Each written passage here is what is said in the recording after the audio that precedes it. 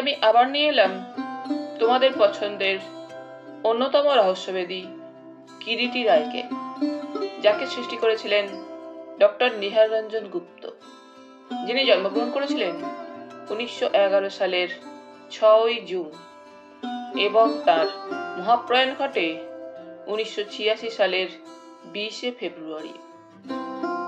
আজ আমি গল্পটি সংগ্রহ করেছি কিরিটি অমনিবাস দ্বাদশ খণ্ড থেকে, যে বইটি প্রকাশনার দায়িত্বে ছিলেন অমর সাহিত্য প্রকাশন। এদের সকলের প্রতি আন্তরিকভাবে কৃতজ্ঞতা নিবেদন করে শুরু করছি আজকের গল্প রত্ন মঞ্জিল। আজ থাকলো দ্বিতীয় পর্ব। একটু জানে চঞ্চল পদেই বামদেব ঘর হতে বের হয়ে গেলেন। সুজাতা বিনয়ের ব্যবহারে একটু যেন বিস্মিতই হয়েছিল। ক্ষণপূর্বে ও বিনয়কে খোঁচা দিয়ে কথা বলেছে এবং ইতিপূর্বে কোনোদিনই বিনয় খোঁচা খেয়ে খোঁচা নির্বিবাদে হজম করেনি। বিশেষ করে সুজাতার কাছ থেকে খোঁচা খেলে বরং দ্বিগুণ উৎসাহে দ্বিগুণ চোখা বক্রোক্তি সে ফিরিয়ে দিয়েছে। বিনয় বুঝতে পারে কৌতূহলে সুজাতা ফেটে পড়বার উপক্রম। তথাপি সে নির্বিকারভাবে শীষ দিয়ে যায়। বেশিক্ষণ কিন্তু বিনয় নির্বিকার থাকতে পারে না। সামনে উপবিষ্ট ওই মেয়েটিকে এবারে শান্ত করা দরকার।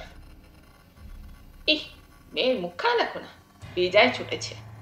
হঠাৎ এমন সময় অন্যমনস্কভাবে পকেটে হাত যেতেই বিনয়ের একটা কথা মনে পড়ে যায় এবং সঙ্গে সঙ্গে ওষ্ঠপ্রান্তে বিচিত্র হাসি দেখা যায়। বিনয় সুজাতার মধ্যে লৌকিক চক্ষে যত গরমিলই থাক, পরস্পরের মধ্যে যে পরস্পরের একটা সত্যিকারের গাঢ় প্রীতির সম্পর্ক আছে, অন্য কেউ না জানলেও পরস্পরের নিকট সেটা অবিদিত নেই। তৃতীয় কেউ না জানলেও পরস্পর পরস্পরকে মধ্যে মধ্যে 2-4 ছাত্রের এক আধখানা চিঠি দেয়। অবশ্য সে চিঠিতে কোনো সম্বোধন বা চিঠির নিচে ইতির শেষে কোনো নাম বা পরিচয় সংজ্ঞা না থাকলেও চিঠি যে যখন পায় এবং যে যখন চিঠি লেখে, তারা উভয়ই বুঝতে পারে এবং জানে কার চিঠি এবং কে কাকে লিখেছে। এবং ওইভাবে গোপনে চিঠি লেখালেখির ব্যাপারটা দুজনের মধ্যে একটা বিচিত্র আকর্ষণের সূত্র হয়ে দাঁড়িয়েছিল। এবং অমনি একখানা চিঠি মাত্র 1-2 আগে বিনয় পেয়েছে এবং পকেটে হাত যেতে সেই চিঠিটাই হাতে ঠিকতে ওর ওষ্ঠপ্রান্তে বিচিত্র হাসি দেখা দিয়েছিল। উৎসাহে এতক্ষণ বিনয় সোজা হয়ে উঠে বসে এবং নিজের সঙ্গেই যেন নিজে কথা বলছে এইভাবে বলে ওঠে, তাই তো, সেই মেয়েটির একখানা চিঠি তো পরশু পেয়েছি, জবাব দেওয়া তো এখনো হয়নি। না, কি ছাই যে ভোলা মন হয়েছে আমার। মেয়েটি এত করে চিঠি লিখলে অথচ একটা উত্তরও দেওয়া হলো না। কথা বলতে বলতে চিঠিখানা বের করে বেশ একটু উচ্চ কণ্ঠেই এবারে বিনয় পড়তে শুরু করে। সবুজ রঙের একটা চিঠির কাগজ। চিঠিটা পকেট থেকে বের করতেই মিষ্টি মিষ্টি একটা বিলিতি ল্যাভেন্ডারের গন্ধ পাওয়া যায়। পড়তে গিয়ে কিন্তু বিনয়ের মাথার মধ্যে একটু দুষ্টুমি চারা দিয়ে ওঠে। সঙ্গে সঙ্গে সম্পূর্ণভাবে নিজের মন থেকে কল্পনায় বানিয়ে বানিয়ে ঈষৎ উচ্চকণ্ঠে পড়তে শুরু করে। ওগো, তোমার নীরবতা যে আর আমি সহ্য করতে পারছি না। তুমি কি নিষ্ঠুর! হৃদয় বলে কি তোমার কোনো পদার্থই নেই? আমার এ রক্তাক্ত হৃদয় তোমার পদতলে লুণ্ঠিত করে। এই পর্যন্ত বিনয় বলেছে। হঠাৎ মুখ ভেঙচে সুজাতা বলে ওঠে বিকৃত কণ্ঠে, রক্তাক্ত হৃদয় তোমার পদতলে! মৃত্যু বয়ে গিয়েছে লুণ্ঠিত হতে কারো হাতির মতো গুদা পায়।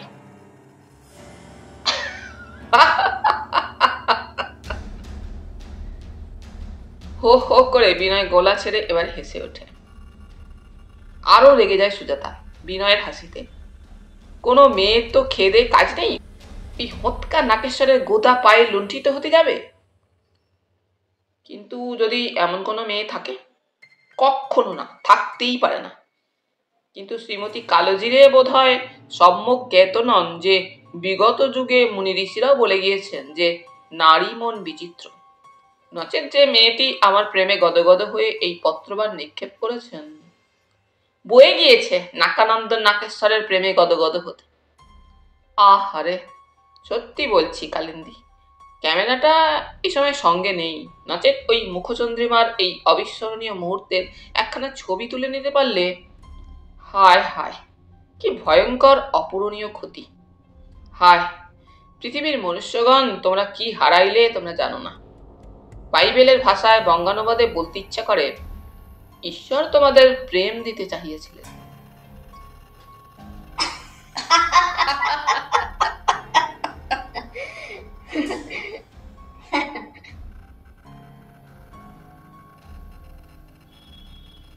খিলখিল করে এবারে সমস্ত কষ্টকল্পিত গাম্ভীর্য বিরাগের মুখোশটা খুলে ফেলে দিয়ে উচ্ছ্বসিত হাসির উচ্ছ্বাসে গড়িয়ে পড়ে সুজাতা। অভিমানের গোমরটা কেটে যায়। সুজাতার সঙ্গে হাসিতে যোগ দেয় বিনয়ও। বিনয় জানত বাইবেলের ওই ধরনের অদ্ভুত বঙ্গানুবাদ সুজাতাকে কিভাবে হাসায়, তাই বরাবরই কপট মান অভিমানের কলহের শেষে ওই ব্রহ্মাস্ত্র প্রয়োগেই সুজাতার সঙ্গে সন্ধি করত। আজও শেষ পর্যন্ত তাকে সেই আশ্রয় গ্রহণ করতে হলো। হাসির মধ্যে দিয়েই ভাব হয়ে গেল।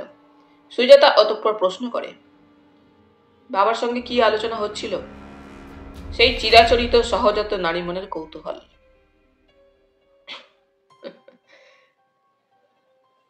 বিনয় হাসতে থাকে। না না নাকু, সত্যি বলো না, কিসের চিঠি বাবা তোমাকে পড়তে দিয়েছিলেন? জনৈক শুভাকাঙ্ক্ষী ব্যক্তির। তার মানে? সত্যিই তাই।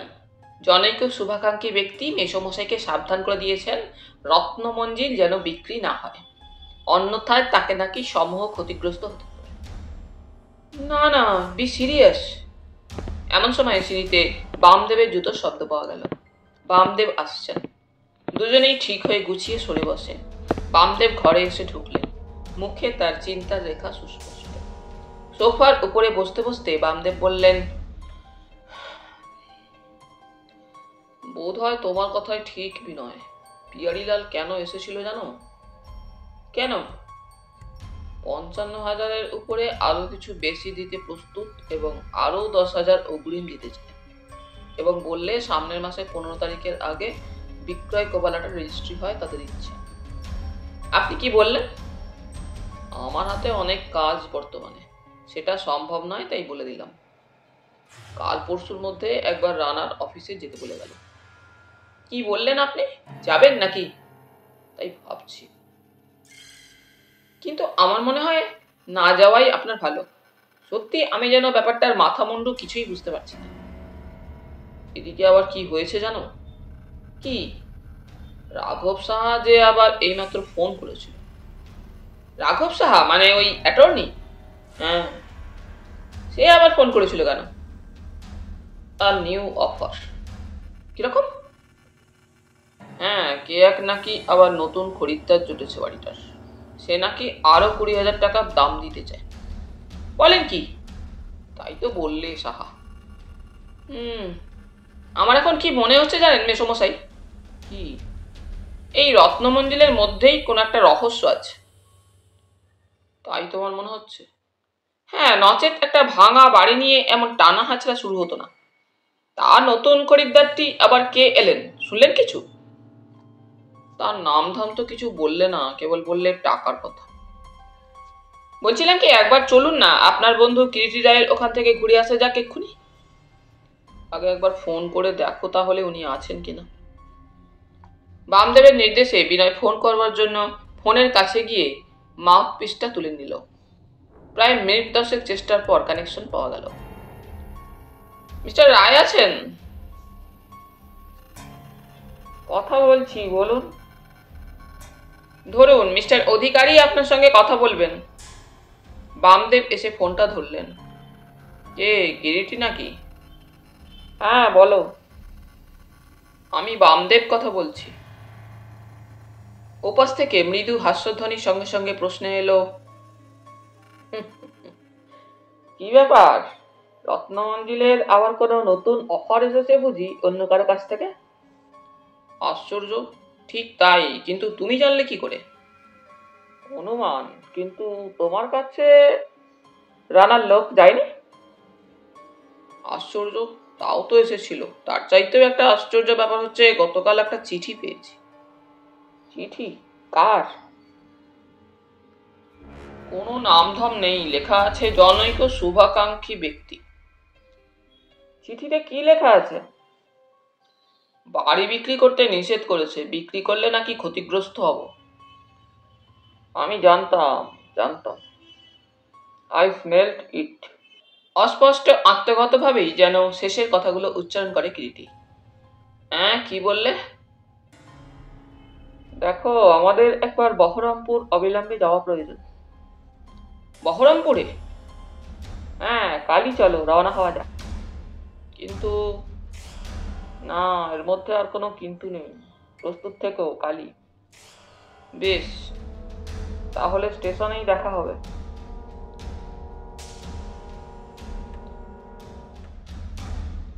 কালই বহরমপুর যাচ্ছি বিনয়। আমিও আপনাদের সঙ্গে যাবো মেসোমশাই। তুমি? কিন্তু তোমার অফিস? ছুটি পাওনা আছে, ছুটি নিয়ে নেব। সুজাতা বলে, তাহলে আমিও কিন্তু যাব বাবা তোমাদের সঙ্গে। তুই কোথায় যাবি? ওই তো বললাম, বহরমপুরে তোমাদের সঙ্গে। দেখি তোর মাকে তাহলে গিয়ে বলি। বামদেব ভিতরে চলে গেলেন।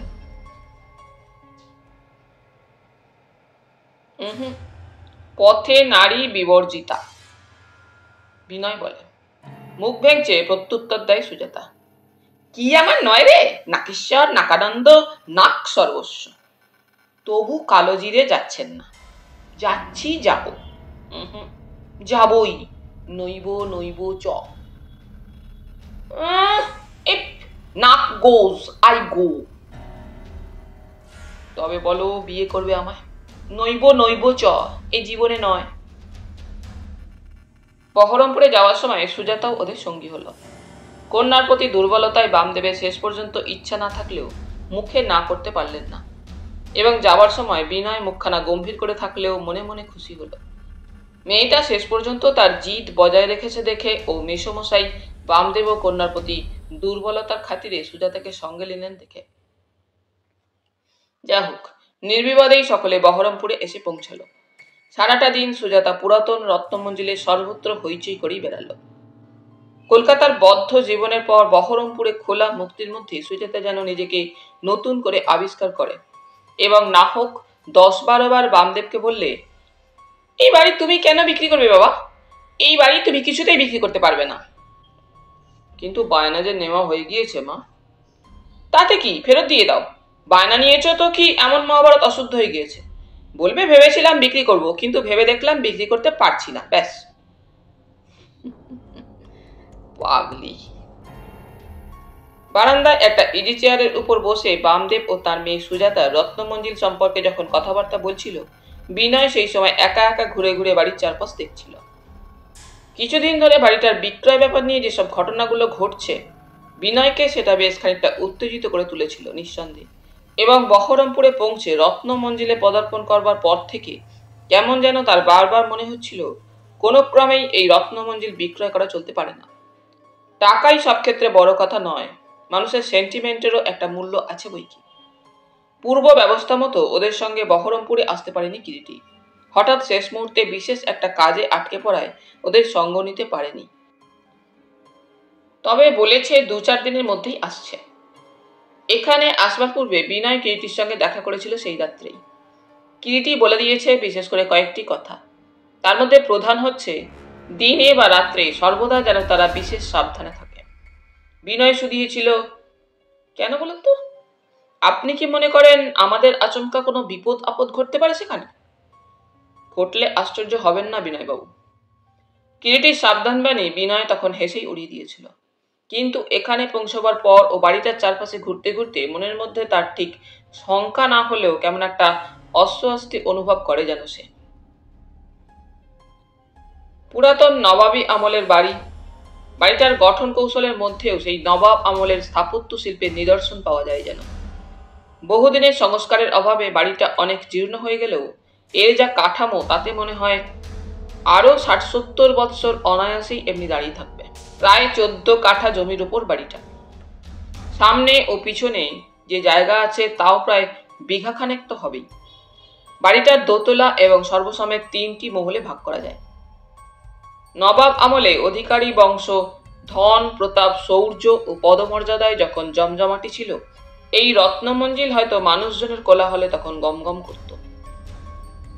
এখনো রত্নমঞ্জিলের বহিরাংশে জীর্ণ জঙ্গলাকীর্ণ হাতিশালা, ঘোড়াশালা, নাটমন্দির, পাইক পেয়াদাদের মহল একদা সেই অতীত শৌর্যেরই সাক্ষ্য দেয়।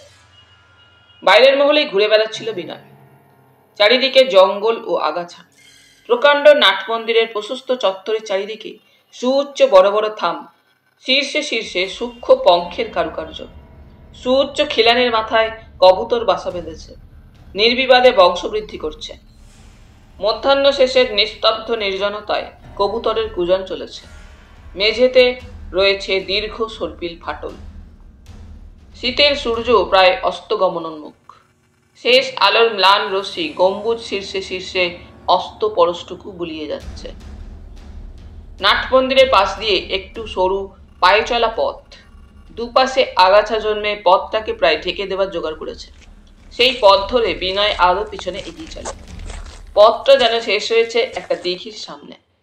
প্রশস্ত বাঁধানো রানা, কিন্তু তাতেও ফাটল ধরেছে, জন্মেছে আগাছা। অতীতের ধ্বংস জীর্ণ অবশেষ। ক্লান্ত বিনয় দিঘির ভগ্ন রানার উপরেই বসে পড়ল। দিঘির চারপাশে অজস্র গাছপালা হুমড়ি খেয়ে যেন দিঘির বুকের উপরে পড়েছে। দিঘির কালো জলে তারই ছায়া স্তূপ বেঁধে আছে। দিঘির নোংরা জল দেখলেই বোঝা যায় বহুদিন এদিকে মানুষের হাতে স্পর্শ করেনি। অবহেলিত, পরিত্যক্ত, সর্বত্র যেন অযত্ন ও অবহেলা। অন্যমনস্কভাবে বিনয় কতক্ষণ ভগ্ন রানার উপরে বসেছিল মনে নেই। হঠাৎ একটা অস্পষ্ট খসখস শব্দে চমকে পাশে তাকালো। রানার উপরে বিনয় যেখানে বসেছিল তার প্রায় হাত দশেক তফাতে দিঘির ঢালু পার ও ঘন জঙ্গলের সামনে প্রদোষের ম্লান আলোয় দাঁড়িয়ে দীর্ঘকায় এক পুরুষ। মাথায় ঝাঁকড়া ঝাঁকড়া চুল, মুখ ভর্তি দাড়ি, পরিধানে ধুতি, গায়ে একটা ধূসর রঙের চাদর। বড় বড় দুটো চোখের তীক্ষ্ণ দৃষ্টি বিনয়ের প্রতি স্থির নিবদ্ধ। চক্ষু তো নয়, যেন অন্তর্ভেদী দুটো জ্বলন্ত পাথর। লোকটার সঙ্গে চোখাচোখি হতেই চোখের পলকে লোকটা পিছনের ঘন জঙ্গলের মধ্যে মিলিয়ে গেল। একটা দুঃস্বপ্ন যেন মিলিয়ে গেল। বিনয় প্রথমটায় আশ্চর্য হয়ে গিয়েছিল। ব্যাপারটা সত্যি না তার দেখবার ভুল ঠিক বুঝে উঠতে পারেনি। কিন্তু লোকটা পশ্চাতের ঘন জঙ্গলের মধ্যে চকিতে অন্তর্হিত হলেও তখনও সেখানকার গাছপালাগুলো দুলছিল। গাছপালাগুলোর মধ্যে একটা আলোড়ন জাগিয়ে যে লোকটা অন্তর্হিত হয়েছে, ক্ষণপূর্বে দোদুল্যমান গাছপালাগুলোই তার প্রকৃষ্ট প্রমাণ। স্বপ্ন নয়,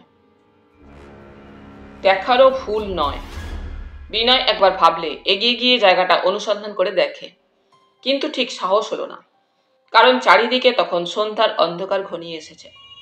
একাকী এই অচেনা জায়গায় ওই রকম একটা লোককে অনুসরণ করাটা মনে হলো ঠিক বিবেচনার কাজ হবে না। বরং কাল সকালে কোনো এক সময় দিনের আলোয় এসে ওই জায়গাটা ভালো করে অনুসন্ধান করে দেখা যেতে পারে। এখন ফিরে যাওয়াই সমীচীন হবে। বিনয় যে পথে এসেছিল সেই পথে ফিরে চলল। কিন্তু চকিতে দেখা ক্ষণপূর্বের সেই দাড়ি ঘোপ ভরা মুখখানা কেবলই মনের মধ্যে এসে উঁকি দিতে লাগলো বারংবার। যেন কে লোকটা? এই নির্জন জঙ্গলাকীর্ণ দিঘির ধারে কে লোকটা? বিনয়কে দেখে হঠাৎ অমন করে অদৃশ্য হলোই বা কেন? বিনয়কে হয়তো সে লক্ষ্য করেছিল আড়াল থেকে, হঠাৎ চোখাচোখি হয়ে গিয়েছে। বিনয় পথ চলে, কিন্তু তার মনের মধ্যে অহেতুক একটা অস্বস্তি তাকে যেন পীড়ন করতে থাকে। মাঝের মহলের দোতলায় খান দুই ঘর ওদের থাকবার জন্য পরিষ্কার পরিচ্ছন্ন করে নেওয়া হয়েছিল, এবং মাঝের মহলে যেতে হলে কেয়ারটেকার মনোহরের এলাকা পার হয়ে যেতে হয়। সিঁড়ির কাছেই মনোহরের সঙ্গে দেখা হয়ে গেল বিনয়ের। মনোহর গোটা দুই হ্যারিকেন জেলে উপরে উঠছিল। বিনয়কে দেখে মনোহর প্রশ্ন করে, এই যে দাদাবাবু, কোথায় ছিলেন এতক্ষণ? বড়বাবু আপনাকে খুঁজছিলেন। বড়বাবু, দিদিমণি এরা সব কোথায় মনোহর? উপরে দালানে বসে চা খাচ্ছেন। বিনয় মনোহরের আগে আগেই অন্ধকার সিঁড়ি দিয়ে দোতলায় উঠে গেল। প্রকাণ্ড টানা বারান্দার একাংশে ছোট একটি বেতের টেবিলের দুপাশে বসে সুজাতা ও বামদেব চা পান করছিলেন। পাশেই আর একটা চেয়ার বোধহয় বিনয়ের জন্যই খালি পড়েছিল। টেবিলের পাশেই একটা স্ট্যান্ডের উপরে একটি প্রজ্বলিত টেবিল ল্যাম্প। জায়গাটায় একটা অস্পষ্ট আলো ছায়া। বিনয়ের পদশব্দে বামদেব ও সুজাতা দুজনেই একসঙ্গে ফিরে তাকায়। এই যে বিনয়, সারাদিন কোথায় ছিলে? বিনয় খালি চেয়ারটার উপরে গা ঢেলে দিয়ে বসতে বসতে বলল, আপনার রত্নমঞ্জিলে সার্ভে করতে বেরিয়েছিলাম মেসমশাই। সুজাতা কোনো কথা না বলে ততক্ষণে বিনয়ের জন্য চায়ের কাপে চা ঢেলে চামচটা দিয়ে চিনি ও দুধ মেশাচ্ছিল। সে কেবল আর চোখে বিনয়ের মুখের দিকে তাকালো। বামদেব চায়ের কাপে চুমুক দিতে দিতে বললেন,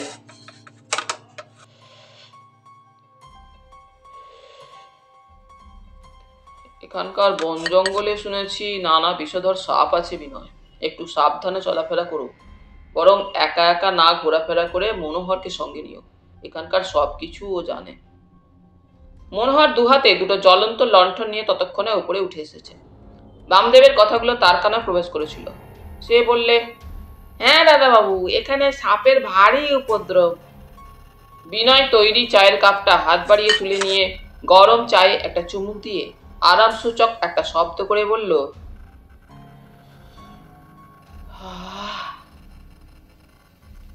সাপের ভয় থাকুক আর যাই থাকুক মেসমশাই, আপনার রত্নমঞ্জিলের উপরে কিন্তু ভারী একটা মায়া পড়ে গিয়েছে আমার।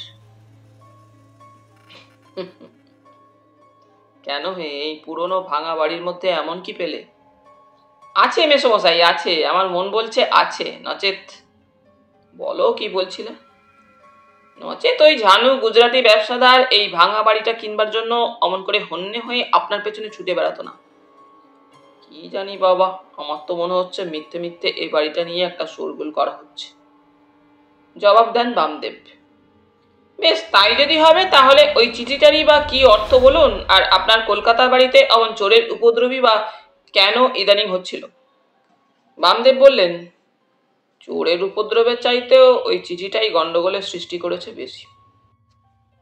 কিন্তু গন্ডগোল কি কেবল ওই বেনামা চিঠিটাই সৃষ্টি করেছে মেসমশাই? আপনার পূর্বপুরুষের সেই সোনার কঙ্কন? তুমি কি সত্যি মনে করো বিনয়, এই রত্নমঞ্জিলের সঙ্গে ওই সোনার কঙ্কনের কোনো যোগাযোগ আছে? বিনয় এবারে হাসতে হাসতে জবাব দেয়, আমি কেন, কিরিটি বাবুরও তো সেই রকমই সন্দেহ। সুজাতা এবারে আলোচনার মাঝখানে বাধা দিল, কি হয়েছে তোমাদের বাবা, বলো তো? কেবল রত্নমঞ্জিল আর সুবর্ণ কঙ্কন, ওই কথা ছাড়া কি তোমাদের আর কোনো কথা নেই? বিনয় বুঝতে পারে সুজাতা চটেছে। তার চটবাড়ি তো কথা, এখানে এসে পৌঁছানো অবধি সে রত্নমঞ্জিল নিয়েই ব্যস্ত সারাক্ষণ। দুপুরে খাওয়া দাওয়ার পর যখন বের হচ্ছিল, সুজাতা সামনে এসে দাঁড়িয়েছিল। কোথায় যাচ্ছ বিনয়? বলেছিল সুজাতা। যেখানেই যাই না কেন, কালোজিরে যাচ্ছে না। নাকুর সঙ্গে যাচ্ছে কে? যেতে হয় একা যাব। তাই যেও। যাবই তো, 100 বার যাব। মুখ ঘুরিয়ে বলেছিল সুজাতা। একা একা সব জায়গায় ঘুরে বেড়াবো, কোথাও কালোজিরেকে সঙ্গে নেব না। বলেই বিনয় এগিয়ে যায়। চললুম। বিনয় বুঝতে পারে সেই তীব্রহরের জের এখন ফের শুরু হবে। টেবিলের এক পাশে ওই দিনকার সংবাদপত্রটা ছিল, সেটা হাতে করে বামদেব ঘরে চলে গেলেন। বিনয় আর সুজাতা বসে রইল। অন্য সময় হলে বিনয় এই সুযোগে সুজাতার অভিমান ভাঙাবার জন্য তৎপর হতো, কিন্তু আজ তার মন ওই মুহূর্তে অন্য চিন্তায় আচ্ছন্ন ছিল। সে ভাবছিল দিঘির ধারে ঘনায়মান বিকেলে আবছায়ায় দেখা সেই অদ্ভুত দাড়ি গোপওয়ালা লোকটার কথাই। লোকটা কে? হঠাৎ তার সঙ্গে চোখাচোখি হওয়ায় অমন করে পালিয়েই বা গেল কেন?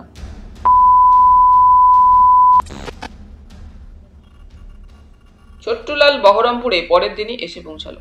যে কাজের ভার নিয়ে সে বহরমপুর এসেছে সেসব কাজে চিরদিনই সে পোক্ত, কারণ গত 10 বছর ধরে ওই ধরনের কাজের দ্বারাই সে জীবিকা নির্বাহ করে আসছে। প্রথম একটা দিন ছোট্টুলাল রত্নমঞ্জিলের আশেপাশে ঘুরে ঘুরে বেড়ালো, কিন্তু বাইরে থেকে রত্নমঞ্জিল সম্পর্কে কোনো ধারণা করা সম্ভবপর হলো না তার পক্ষে। চট করে রত্নমঞ্জিলের মধ্যে ঢুকতেও তার সাহস হলো না। দূর থেকে রত্নমঞ্জিলের কেয়ারটেকার মনোহরের সন্ডা গুন্ডা চেহারা দেখেই বুঝতে পারে লোকটা বেশি সুবিধের হবে না। ছোট্টুলাল তার আস্তানা নিয়েছিল স্টেশনের কাছে একটা হোটেলে। দ্বিতীয় দিন সন্ধ্যার দিকে ঘুরতে ঘুরতে ছোট্টুলাল রত্নমঞ্জিলের পশ্চাৎ দিকে গিয়ে হাজির হলো।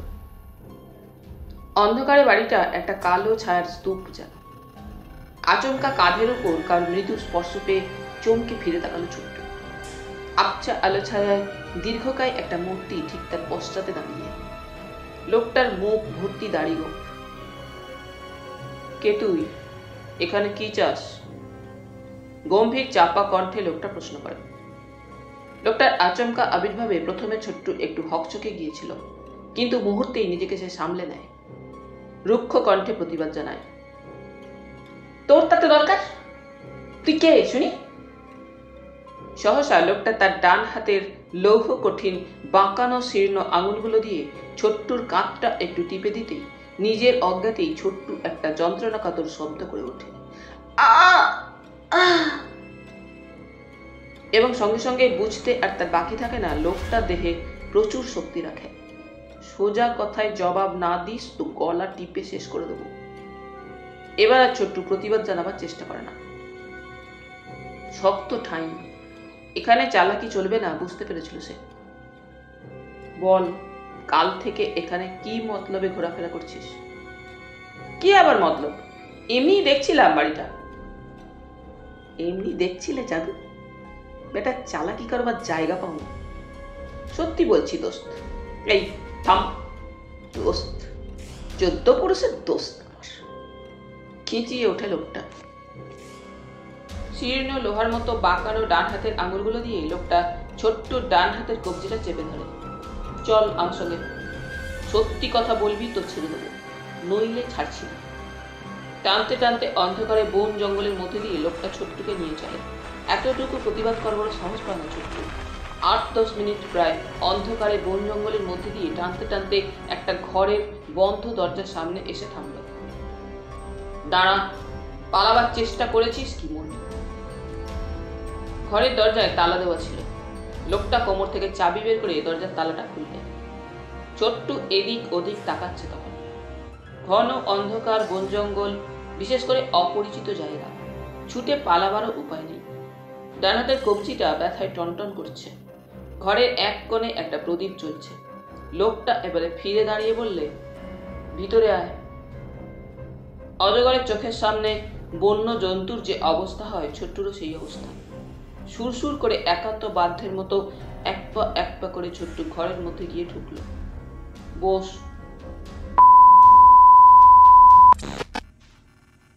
সুজাতা ও বিনয় বসেছিল। সামান্য ব্যবধান দুজনের মধ্যে। দুজনের মধ্যখানে মাত্র ছোট একটা বেতের টেবিল। টেবিলের ওপরে কাচের টিপটটার মধ্যে হয়তো খানিকটা ঠান্ডা চায়ের তলানি ও ভিজে নিগড়ানো কতগুলো চায়ের পাতা। গোটা দিনেক চায়ের তলানি সমেত চায়ের কাপ। স্ট্যান্ডের উপরে জ্বলছে ছোট টেবিল ল্যাম্পটা। রাগ করেছে সুজাতা, নিশ্চয়ই রাগ করেছে, যদিচ সেই রাগের সঙ্গে মিশে আছে একটা উগ্র অভিমান। রাগ আর অভিমানের মেলামেশিতে মুখখানা একটু গম্ভীরই মনে হচ্ছে সুজাতার। ঠোঁটের কোণে বিনয়ের বঙ্কিম একটা চাপা হাসির নিঃশব্দ প্রকাশ। রাগ আর অভিমান যাই হোক, বিনয় জানে সুজাতা এখন চট করে উঠে যাবে না। মান ভাঙিয়ে কথা বলবার একটা অবকাশ দিচ্ছে সুজাতা বিনয়কে। সত্যিই তো, সুজাতা যে ওদের সঙ্গে বহরমপুর এসেছে, সে তো ওরই সঙ্গ আকর্ষণে। বিনয়ের সান্নিধ্যকে একটু ঘনিষ্ঠ আরো একটু নিবিড় করে পেতেই নয় কি? সেই বিনয় যদি তাকে অবহেলা জানায়, রাগ অভিমান হয় বই কি? না, সুজাতার দোষ নেই। বিনয় এবারে আপন মনেই সুস্পষ্টভাবে হাসল, তবে নিঃশব্দেই। তারপর শ্রীমতী কোকিল লাঞ্ছিতা। কিন্তু নতুন নামকরণেও সুজাতা ফিরে তাকায় না। যেমন নিঃশব্দে বসেছিল বসে রইল। শ্রীমতী কৃষ্ণা। শোনো শ্রীমতী কালোজিরে, রাগ করে যদি কথাই না বলো তো আজ দুপুরে যা সব অত্যাশ্চর্য ঘটনা ঘটেছে কিছুই শোনা হবে না কিন্তু। কে শুনতে চায়? গোড়া কেটে আগায় জল না ঢাললেও চলবে। তা চলবে না বটে, তবে ওই যে বললাম, অত্যাশ্চর্য ঘটনা শোনা হবে না। এবারে ঘুরে মুখোমুখি বসল সুজাতা। বোঝা গেল মুখে না বললেও মনে মনে সুজাতা বিনয়ের কথা শোনার জন্য উদ্গ্রীব ও কৌতূহলী হয়ে উঠেছে। কি বলবো না বলবো না? কে বারণ করেছে বলতে? শুনবো বলেও তো কেউ সাড়া দিচ্ছে না। ভনিতা না করে বলে ফেললেই তো হয়। কালা তো নয় যে শুনতে পাবো না।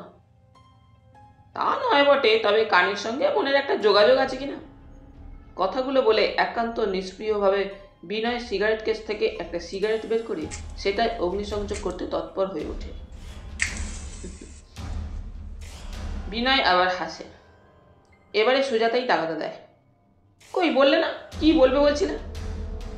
বিনয় আর বিলম্ব না করে দ্বীপ্রহরের তার সমস্ত অভিযান কাহিনী যতটা সম্ভব সুষ্ঠুভাবে বর্ণনা করে যায়, কোনো কিছুই বাদ দেয় না। লোকটা কে বলে তোমার মনে হয়? সুজাতা প্রশ্ন করে। সেই থেকে তো সেই শ্বশ্রু গুম্ফমণ্ডিত মুখখানার কথাই ভাবছি, কে হতে পারেন তিনি, বুঝতে পারছি না এখনো। বাবাকে বললে না তো কিছু? না, বলিনি, ব্যাপারটা আগে ভালো করে খোঁজ না নিয়ে জানাজানি বা হইচই করতে চাই না। তোমার কোনো কিছু সন্দেহ হয় নাকি? নিঃসন্দেহই বা একেবারে হতে পারছি কই। আচ্ছা, কোনো পাগল টাগল নয় তো? পাগল টাগল হতে বাধা তো নেই, তবে অমন জায়গায় ওই সময় হঠাৎই বা কেন অমন ধারা এক পাগলের আবির্ভাব হল? আর হলোই যদি অমন করে হঠাৎ আমার সঙ্গে চোখাচোখি হতেই শ্রীমান পাগল নিজেকে অপসৃত করলেন কেন ভীতচকিতভাবে? তাই তো, তাহলে দাঁড়াও, ব্যস্ত হলে চলবে না। এটা রত্নমঞ্জিল, নবাবী আমলের ব্যাপার সব। তার মানে তুমি কি বলতে চাও বিনয়? বলতে তো অনেক কিছুই চাই, তবে বলতে পারছি কই। সবই যে কেমন এলোমেলো হয়ে যাচ্ছে। সন্দেহ ও মিস্ট্রি যে ক্রমেই ঘনীভূত হয়ে উঠছে। মিস্ট্রি? বিস্ময়ের সঙ্গে প্রশ্নটা করে সুজাতা বিনয়ের মুখের দিকে তাকাল। তুমি কি তাহলে বলতে চাও বিনয়, এ বাড়ির সঙ্গে ওই লোকটার কোনো যোগাযোগ আছে? আছে কিনা সত্যি জানি না, তবে থাকলে আশ্চর্য হব না। গোড়া থেকে এ বাড়ির সমস্ত ব্যাপারগুলো একবার ভেবে দেখো না কালিন্দী। সেই সুবর্ণ কঙ্কন, তোমাদের বাড়িতে চোরের উপর্যুপুরি উপদ্রব, কঙ্কনের পূর্ব ইতিহাস, তারপর এ বাড়ি কেনবার জন্য রানার আবির্ভাব ও এ বাড়ি ক্রয়ের ব্যাপারে তার জেদাজেদি, ওরই মধ্যে আর এক ক্রেতার আবির্ভাব, টাকার অঙ্কও বাড়ে, সবশেষে সেই উড়ো চিঠি। টুকরো টুকরো ঘটনাগুলোকে যদি এক সূত্রে গাঁথি, তবে কোথায় আমরা পৌঁছই ভাবো তো একবার। সত্যি, আজ কিন্তু সমস্ত ঘটনাগুলো খাপছাড়া যোগসূত্রহীন বলে সুজাতার মনে হয় না। কিন্তু কি রহস্য থাকতে পারে এ সব কিছুর মধ্যে? সুজাতা প্রশ্ন করল। আমিও তো সেটাই ভাবছি কালী, কিন্তু কিছুই এ পর্যন্ত ধরতে পারছি না। অথচ এ বাড়ির ব্যাপারে ক্রমেই যেন বেশ একটা উত্তেজনা বোধ করছি। অবশ্য একটা ব্যাপারে আমি স্থির নিশ্চিত হয়েছি। কি? রত্নমঞ্জিল বিক্রি করা হবে না, লক্ষ টাকার বিনিময়েও না। মেসমশাইকে ওই রত্নমঞ্জিল বিক্রি করতে কিছুতেই আমি দেব না। শেষের দিকে বিনয়ের কণ্ঠে অদ্ভুত একটা দৃঢ়তা স্পষ্ট হয়ে ওঠে যেন। সুজাতা বিনয়ের মুখের দিকে তাকালো। ল্যাম্পের আলোয় মুখখানা যেন কি এক চাপা উত্তেজনায় থমথম করছে। চোখের তারা দুটোয় একটা স্থির প্রতিজ্ঞার দীপ্তি ঝকঝক করছে যেন। মুহূর্তের জন্য বোধহয় বিনয় চুপ করেছিল।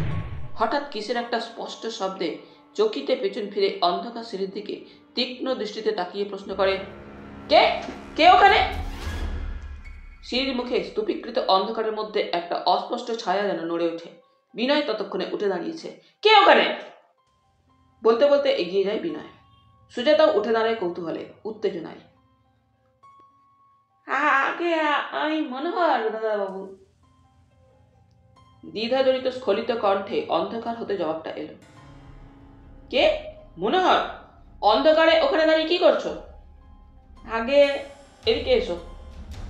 বিনয় ডাকে মনোহর পায়ে পায়ে ওদের সামনে এসে দাঁড়ালো। কি করছিলে ওখানে অন্ধকারে দাঁড়িয়ে মনোহর? বিনয়ের মনের মধ্যে সন্দেহ থাকলেও কিন্তু কণ্ঠস্বরে সেটা প্রকাশ পায় না। আগে নিচে ছিলাম, যেন আপনারা ডাকছেন শুনে উপরে আসছিলাম।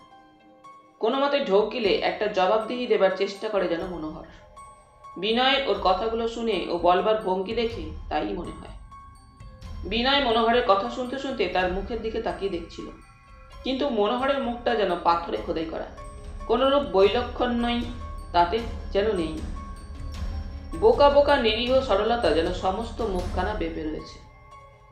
চোখের তারায়ও অনুৎসাহিত সরল দৃষ্টি। কিন্তু আমরা তো কেউ তোমাকে ডাকিনি মনোহর। আগে আমার যেন মনে হলো উপর থেকে আপনারা আমায় ডাকলেন। না, ডাকিনি, তুমি নিচে যাও। মনোহর আর দ্বিতীয় বাক্য ব্যয় না করে নিঃশব্দে নিচে সিঁড়ির দিকে অগ্রসর হল। ক্রমে মনোহরের পদশব্দ সিঁড়িতে অন্ধকারে হারিয়ে গেল। নির্বাক বিস্ময়ে সুজাতা এতক্ষণ সমস্ত ব্যাপারটা শুনছিল। মনোহরের কৈফিয়ত শুনে সুজাতা স্পষ্টই বুঝেছিল মনোহর মিথ্যা বলছে, কারণ চারিদিকে একটা স্তব্ধতা, তার মধ্যে তারা কেউ ডাকলে স্পষ্টই শোনা যেত। তাছাড়া উপরের ডাক নিচে পৌঁছানোর কথা নয়। তাই মনে হলো তার বিনয়ের কথার জবাবে সম্পূর্ণ সে মিথ্যা বানিয়ে একটা জবাব দিয়ে গেল। সুজাতা বললে, দেখো, আমার যেন মনে হচ্ছে লোকটা আমাদের কথা শোনার জন্যই উপরে এসেছিল, ধরা পড়ে গিয়েছে। বুঝতে পেরেছি বই কি, সেটা বললে না কেন মুখের ওপরে লোকটাকে? এতে করে এক পক্ষে আমাদের ভালোই হলো, এক ঢিলে দুই পাখি মারা হলো। মানে যদি সত্যি লোকটার মধ্যে সন্দেহের কিছু থাকে, তাহলে প্রথমত মিথ্যা জবাব দিয়ে লোকটা জানিয়ে দিয়ে গেল সে কি চরিত্রের লোক। দ্বিতীয়ত ওকে যে অবিশ্বাস করলাম, এটা ওকে না জানিয়ে বুঝিয়ে দিলাম ওকে আমরা সন্দেহ করিনি। তাতে করে যদি সত্যি লোকটার মনে কোনো দুরভিসন্ধি থাকে, তো নিঃসন্দেহে ও ওর পথে এগিয়ে যাবে। কিন্তু না, ভয় নেই সুজাতা, আমরা ওকে চিনলাম এবং ওর ওপরে নজরও রাখতে পারবো এবার থেকে। যদি তেমন কিছু থাকে, তাহলে এই ব্যাপারের পরে ওকে এ বাড়িতে রাখা যুক্তিযুক্ত হবে কি? বাবাকে চট করে ছাড়িয়ে কোনো লাভ তো নেই, বিবেচনার কাজও হবে না। আরও কিছুদিন ওর উপরে লক্ষ্য রাখতে হবে, দেখতে হবে সত্যি ওর মনে কোনো দুরভিসন্ধি আছে কিনা। শুধু তাই নয়, বহুদিন ধরে এ বাড়ির কেয়ারটেকার হিসাবে ও এখানে আছে, ওকে খুব বিবেচনার সঙ্গে নড়াচড়া করতে হবে। কিন্তু তোমার এই যুক্তি মানতে পারছি না বিনয়। ব্যস্ত হয়েও না, এতদিনের একটা বিশ্বাসী লোককে হঠাৎ সন্দেহ করে তাকে অবিশ্বাস করাটাই বরং যুক্তির ব্যাপার হবে না। তোমার বাবাকেও এ সম্পর্কে কিছু বলো না আপাতত। দেখো, একটা কথা বলি, লোকটাকে আমার কেন যেন প্রথম থেকেই ভালো লাগেনি। বিনয় হেসে সান্ত্বনা দেয়,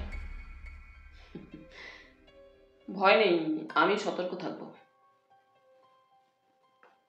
আহারাদির পর বিনয় নিজের নির্দিষ্ট ঘরে শয্যার উপরে এসে যখন গা ঢেলে দিল, চিন্তার ঘূর্ণাবর্তটা মন থেকে সরে গেল না।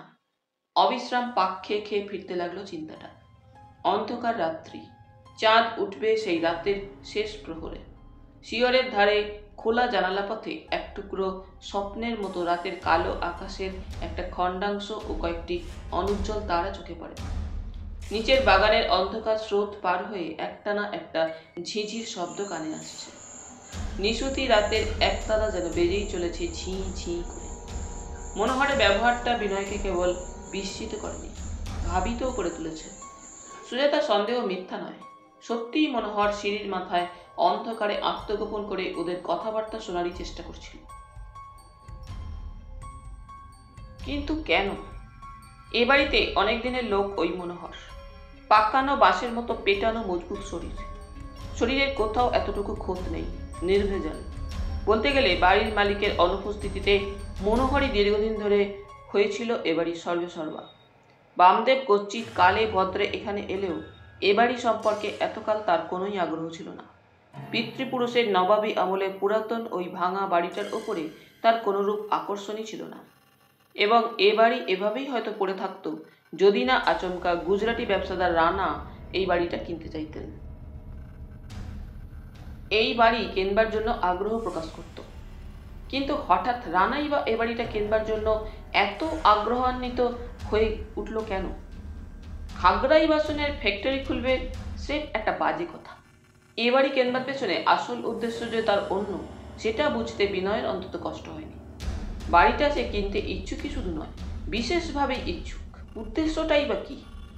বিশেষ একটা উদ্দেশ্য আছে নিশ্চয়ই, নচেত বাড়ির মূল্য বাবদ এই ভাঙা সেকেলে একটা বাড়ির পিছনে নিছক খেয়ালের বসে আজকালকার দিনে কেউই অতগুলো টাকা ঢালতে এগিয়ে আসবে না, বিশেষ করে রানার মতো একজন ঝানু ব্যবসাদার, যারা প্রতি টাকার পিছনে অঙ্ক কষে লাভটা বুঝে চলে। এবং শুধু রানাই নয়, আরও একজন খরিদ্দার এগিয়ে এসেছে বাড়িটার জন্য। অতএব এর পশ্চাতে একটা যে রহস্য আছে, সেটা বুঝতে কষ্ট হয় না। সেদিন রাত্রে কিরিটির সঙ্গে কথা বলেও সেই রকমই মনে হয়েছে বিনয়ের। একটু তন্দ্রা মতো যদি আসতো, চোখের পাতা থেকে ঘুম যেন আজ একেবারে লোপ পেয়েছে। সত্যি আজ রাতে ঘুম আসবে না নাকি? মাথায় বালিশের তলায় হাত ঢুকিয়ে হাত ঘড়িটা বের করে চোখের সামনে তুলে ধরল বিনয়। অন্ধকারের রেডিয়াম ডায়ালের সময় সংকেতের অক্ষরগুলো জোনাকির আলোর মতো জ্বলজ্বল করছে। আশ্চর্য, রাত 10টা বেজে 10 মিনিট মাত্র। শয্যা হতে উঠে পড়ল বিনয়। চোখে মুখে একটু জল দিলে যদি ঘুম আসে। ঘরের কোণে মাটির সরাইয়ে ঠান্ডা জল ছিল। সেই জল হাতে ঢেলে বেশ করে চোখে মুখে ঘাড়ে ঝাপটা দিয়ে ভিজিয়ে দিল। রাত্রি জাগরণের ক্লান্তি যেন অনেকটা প্রশমিত হয়। এগিয়ে এসে একটা সিগারেট ধরিয়ে বিনয় শিয়রের ধারে খোলা জানালাটার সামনে দাঁড়ায়। রাত্রির ঝিরঝিরে ঠান্ডা হাওয়া সিক্ত চোখে মুখে একটা স্নিগ্ধ পরশ দেয়। নিচের বাগানে অন্ধকারে গাছপালাগুলো এখানে ওখানে খণ্ড খণ্ড ভাবে যেন স্তূপ বেঁধে আছে। অন্ধকার যেন জায়গায় জায়গায় একটু বেশি ঘন হয়ে উঠেছে, একটু বেশি স্পষ্ট। এই বাগান অতিক্রম করেই নাট মন্দির এবং তার পশ্চাতে সেই মজা দিঘিটা। অন্যমনস্ক বিনয় সিগারেটটায় মৃদু মৃদু টান দিচ্ছিল। সামনের অন্ধকার বাগানের দিকে তাকিয়ে হঠাৎ তার দৃষ্টি আকর্ষিত হয়। অনেক দূরে গাঢ় অন্ধকারের বুকে হঠাৎ একটা রক্তচক্ষুর মতো লাল আলো দেখা যাচ্ছে। কেন? আলোটা মাটি থেকে হাত 4-5 উপরেই হবে বলে মনে হচ্ছে। বিস্মিত বিনয় এক দৃষ্টে লাল আলোটার দিকে তাকিয়ে থাকে। হঠাৎ তার মনে হলো, আলোটা এদিক ওদিক দুলছে না? হ্যাঁ, তাই তো, দুলছেই বটে। জমাট বাঁধা গাঢ় অন্ধকারের মধ্যে একটা রক্তপদ্ম যেন ঢেউে ঢেউে এদিক ওদিক দুলছে। 2 মিনিট সময় প্রায় লাল আলোটা শূন্যে অন্ধকারের মধ্যে এদিক ওদিক দুলে হঠাৎ দপ করে একসময় আবার নিভে গেল। কয়েকটা মুহূর্ত বিনয় বোবা বিস্ময়ে জানালার সামনে দাঁড়িয়ে থাকে। ইতিমধ্যে জ্বলন্ত সিগারেটটা পুড়ে পুড়ে নিঃশেষিত প্রায় হয়ে তর্জনী ও মধ্যমান বন্ধনীকে প্রায় স্পর্শ করে। তর্জনী ও মধ্যমায় একটা তাপ অনুভূত হয়। হঠাৎ চমকে উঠে নিঃশেষিত প্রায় দগ্ধ সিগারেটের শেষ জ্বলন্ত প্রান্তটুকু মাটিতে ফেলে দিয়ে পা দিয়ে মারিয়ে ঘষে নিভিয়ে দিল বিনয়। দূরে হলেও লাল আলোটা নিচের বাগানের দক্ষিণ প্রান্ত থেকে দেখা গিয়েছিল। দক্ষিণ প্রান্তে প্রাচীর, প্রায় 1 মানুষ সমান উঁচু প্রাচীর। আজই তো দ্বীপ্রহরে বিনয় ঘুরে ঘুরে দেখেছে ওখানে যাতায়াতের কোনো পথ নেই। শেষ সীমানায় প্রাচীর। মন স্থির করে ফেলে বিনয় এবার আর কালক্ষেপ করে না। বালিশের তলা থেকে 5 সেলের হান্টিং টর্চটা হাতে নিয়ে গায়ে একটা শার্ট চড়িয়ে ঘর থেকে বেরিয়ে পড়ল বিনয়। নিঃশব্দে সিঁড়ি দিয়ে নেমে নিচে চলে গেল। নিচের সদর দরজাটা হাঁ হাঁ করছে খোলা। নজরে পড়ল তার। কোনো কিছু ভাববার সময় আর নেই তখন। খোলা দরজাপথেই বের হয়ে গেল বিনয়। দ্রুত পায়ে ঘুরে বাড়ির পশ্চাতে বাগানে এলো। অনুমানে যে দিকটা হতে অন্ধকারে লাল আলোটা ক্ষণপূর্বে দেখা গিয়েছিল সেই দিকেই অগ্রসর হলো সন্তর্পণে। বিশেষ সাবধানতার সঙ্গে মধ্যে মধ্যে হস্তধৃত টর্চের আলোর সাহায্যে এদিক ওদিক খড় অনুসন্ধানী দৃষ্টিতে দেখতে দেখতে এগিয়ে চলল বিনয়। হঠাৎ মাটির আগাছার উপরে একটা বস্তু ও দৃষ্টিকে আকর্ষণ করে। একটি বর্মা চুরুটের জ্বলন্ত শেষাংশটুকু। একটা সূক্ষ্ম ধোঁয়া রেখা জ্বলন্ত চুরুটের প্রায় ভগ্নাবশেষ থেকে তখনও সর্পিল গতিতে এঁকে বেঁকে উপরের দিকে উঠছে এবং আশেপাশে দগ্ধ চুরুটের একটা উগ্র কটু গন্ধ বাতাসে ভেসে বেড়াচ্ছে। তখন তাহলে এখানে ক্ষণপূর্বে নিশ্চয়ই কেউ ছিল। ওই জ্বলন্ত চুরুটের শেষাংশটুকুই তার অবিসংবাদিত প্রমাণ। কেউ ছিল এখানে, এবং যে ছিল সে চুরুট সেবনে অভ্যস্ত। পোড়া চুরুটে জ্বলন্ত শেষাংশটি মাটিতে ঘষে নিভিয়ে পকেটে ভরে নিয়ে বিনয় আবার এগিয়ে চলে। কিন্তু আর কিছুই চোখে পড়ে না। অন্ধকারে ঘুরতে ঘুরতে অন্যমনা হয়ে অবশেষে বিনয় একসময় এমন একটা জায়গায় এসে পড়ে যার আশেপাশে বেশ গভীর জঙ্গল। খেয়াল হতে আর পথ চিনে উঠতে পারে না বিনয়। সর্বনাশ, এই কোথায় ঘুরতে ঘুরতে এসে পড়ল সে। যেদিকে পা বাড়াতে যায় আগাছা ও কাঁটা ঝোপে বাধা পড়ে, এগোতে পারে না। এত ঘন কাঁটা জঙ্গল যে তার মধ্যে দিয়ে পথ করে নেওয়াই দুঃসাধ্য। বুনো লতায় পা জড়িয়ে জড়িয়ে ধরছে ক্লেদাক্ত সরীসৃপের মতো। বিনয় যেন বলদঘর্ম হয়ে ওঠে। এ কি ফ্যাসাদেই পড়ল সে। এ কি গোলক ধাঁধা। কোথায় নির্গমনের পথ। মাথা তুলে চারিদিকে তাকিয়ে রত্নমঞ্জুলেরও হদিশ পায় না। ঘন আগাছা ও বুনো গাছপালায় দৃষ্টি ব্যাহত হয়।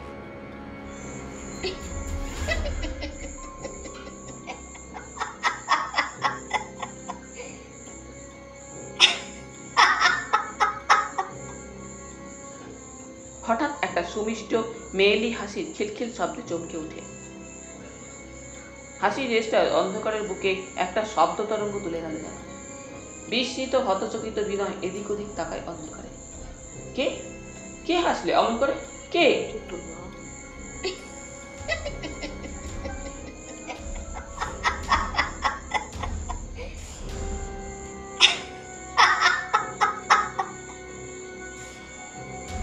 আবার সেই মিষ্টি খিলখিল হাসির তরঙ্গ বয়ে গেল।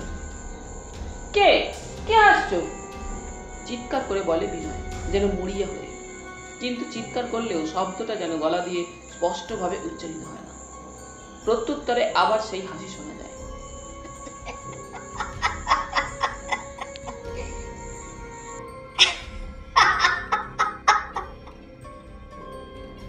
কে কে?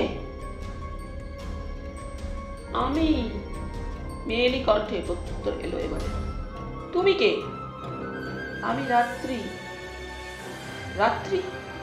হ্যাঁ, পথ হারিয়ে ফেলেছেন তো। বিনয়ের মনে হয় যেন খুব কাছ থেকেই কণ্ঠস্বর ভেসে এলো। এদিক ওদিক তাকিয়েও বিনয় কাউকে দেখতে পেল না। কোথায় তুমি? কাছেই আছি। পথ হারিয়ে ফেলেছেন তো। থাকুন এখন, বাকি রাতটুকু পথ খুঁজে পাবেন। মাথা করে মরলেও না। কৌতুকে যেন উচ্ছ্বসিত কণ্ঠ। পথ খুঁজে পাবো না?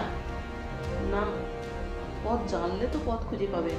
শুধু জঙ্গলই নয়, এটা হচ্ছে মা মনসার স্থান। ভীষণ সাপ এই জায়গায়। সাপ? হ্যাঁ, আর বেশিক্ষণ পথ খুঁজতে হবে না, ওরা এলো বলে। কারা? কাল সাপ সব, মা মনসার চেলারা। তুমিও তো আছো। আমাকে ওরা চেনে, আমায় ছবল দেবে না। বিনয় অতঃপর কিছুক্ষণ চুপ করে থাকে। মেয়েটির কণ্ঠস্বর আর শোনা যায় না। একসময় বিনয়ই আবার প্রশ্ন করে, আছো না চলে গেলে? যাইনি, আছি। কিন্তু কেন বলুন তো? জবাব এলো, আমাকে একটু পথটা দেখিয়ে দাও না। বারে আবদার, আমি পথ দেখাতে যাবো কেন? পথটা খুঁজে পাচ্ছি না যে। দেব না। দেবে না? না। ঠিক আছে, একটা শর্তে পথ দেখিয়ে দিতে পারি। কি শর্তে? রত্নমঞ্জিল ছেড়ে চলে যাবে বলো, কথা দাও, তাহলেই পথ দেখিয়ে দেবে। রাজি আছো আমার ওই শর্তে? না। তবে থাকো। ভাবছো দিনের বেলায় পথ খুঁজে পাবে? তা হচ্ছে না। তার আগেই তোমার মৃতদেহ রানী দিঘির বাঁকের তলায় পুঁতে ফেলবে।